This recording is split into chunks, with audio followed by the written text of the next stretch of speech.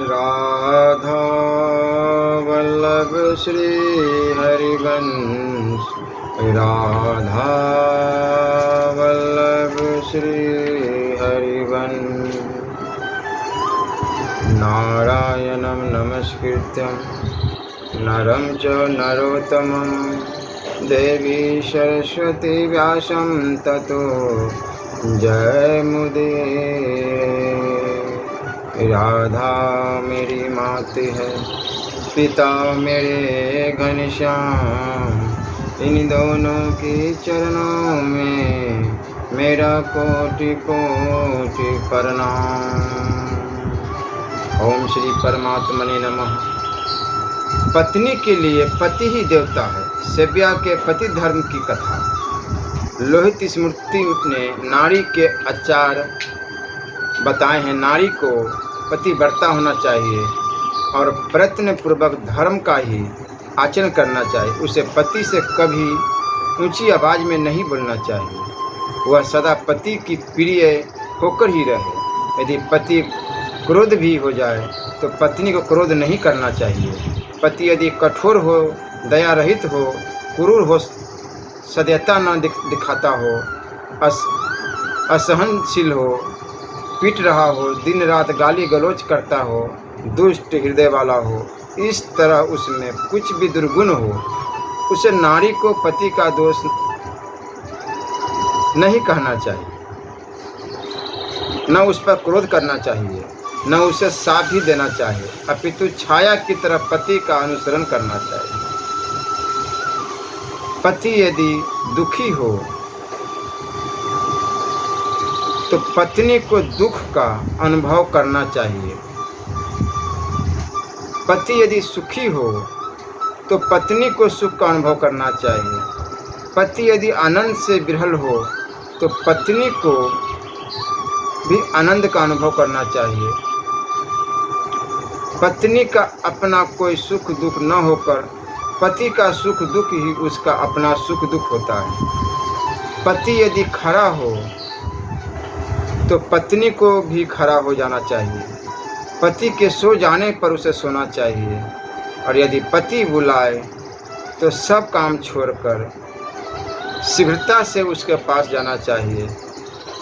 लोहित स्मृति ने यह स्पष्ट रूप से बता दिया है कि पति की सेवा करना नारी का सबसे बड़ा धर्म है।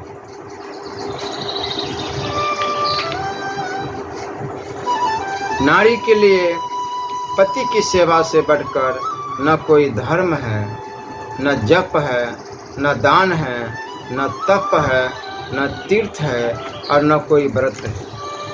भारत की अधिकांश नारियां धर्मशास्त्र के आदेश के अनुरूप ही चलती रही।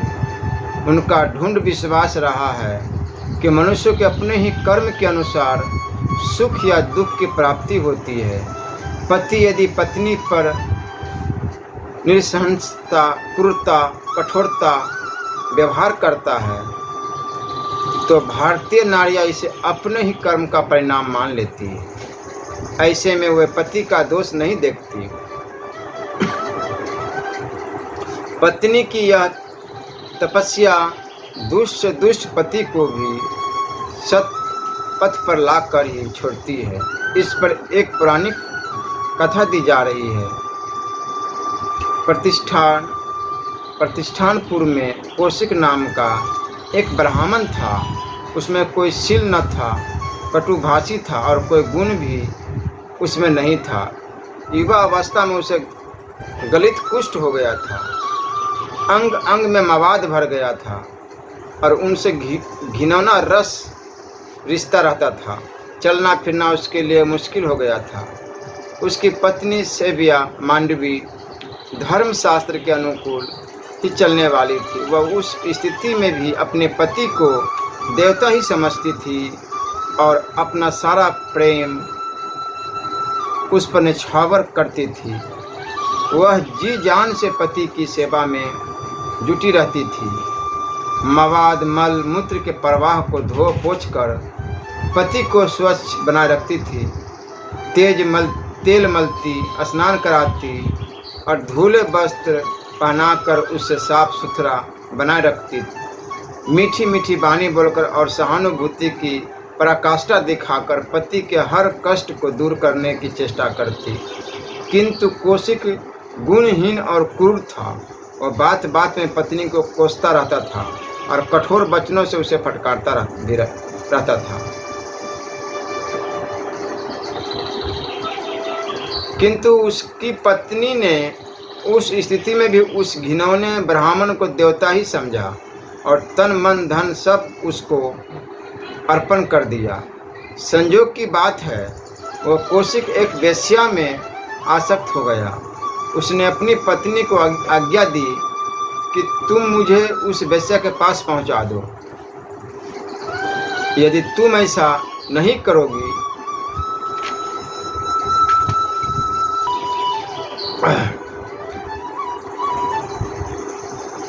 तो कल मुझे जीवित नहीं पाओगी। पत्नी सब सह सकती है, किंतु पति का वियोग वह सह नहीं सकती। कल होने वाले पति वियोग की बात सुनकर वह कांप उठी।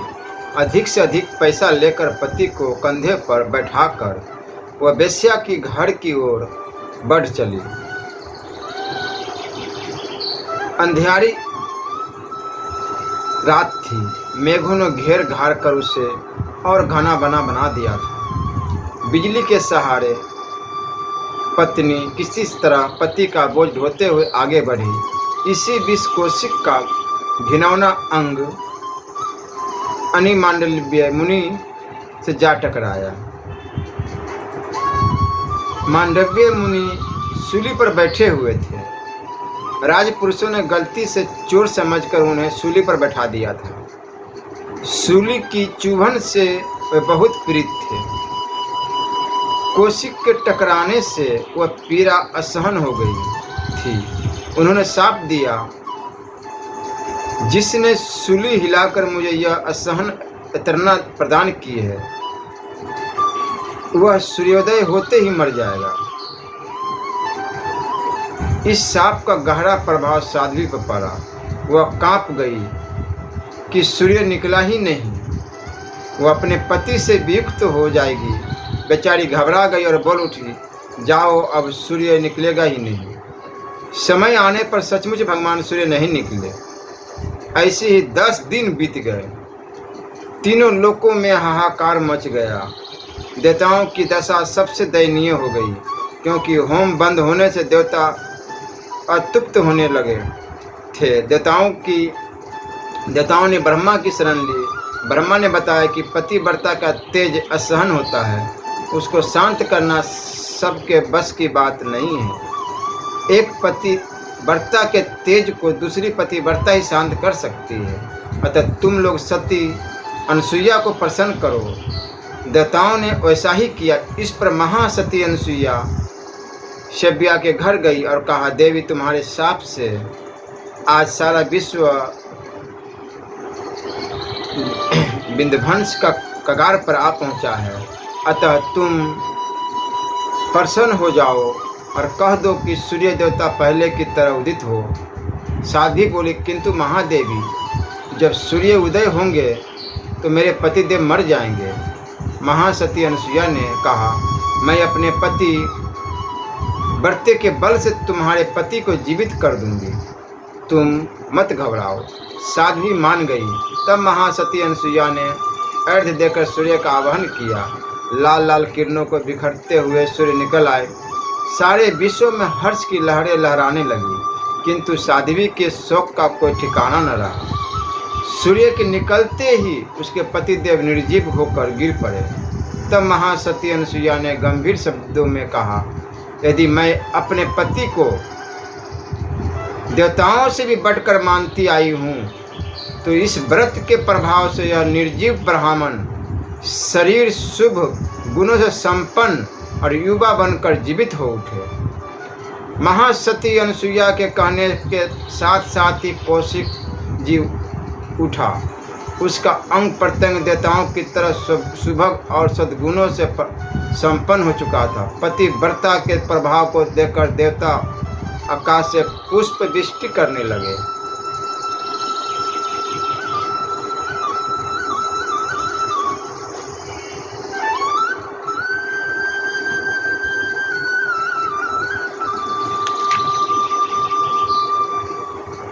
धन का मोह अनर्थकारी है। महर्षि कश्यप जी कहते हैं कि धन संपत्ति मोह में डालने वाली होती है और मोह नरक में गिराता है।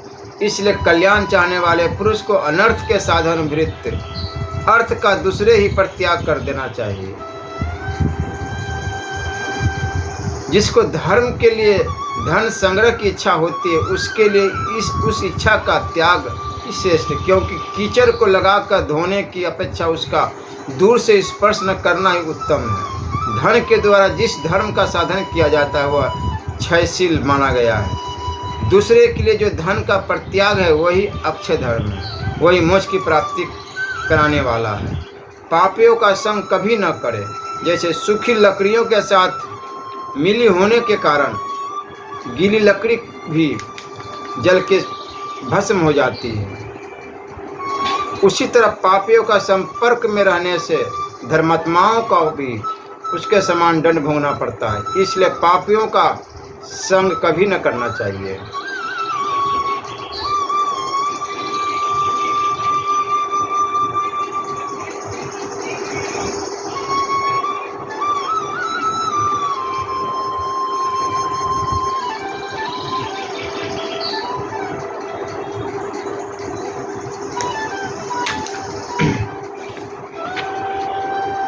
राधा वल्लभ लाल।